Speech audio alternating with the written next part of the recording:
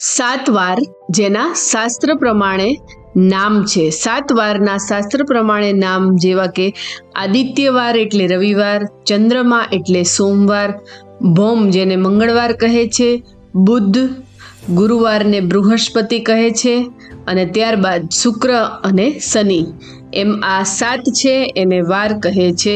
શાસ્ત્ર પ્રમાણે ગુરુવાર, સોમવાર, બુધવાર અને શુક્રવાર આ ચાર વારને શુભ કાર્યો માટે શુભ કહ્યા છે.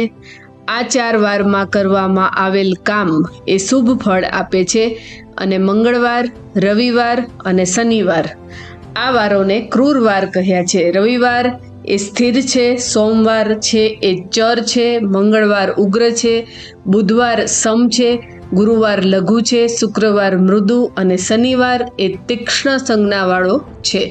સોમવાર, બુધવાર, ગુરુવાર, શુક્રવાર આ વાર બધા જ કાર્યમાં સિદ્ધિદાયક છે તથા રવિવાર, મંગળવાર અને શનિવાર આ વારોમાં જ્યોતિષ કે કોઈ બ્રાહ્મણો દ્વારા મુહૂર્ત કે કોઈ કામ કરવાનું કહેવામાં આવ્યું હોય તો ફક્ત એ જ કામ કરવું.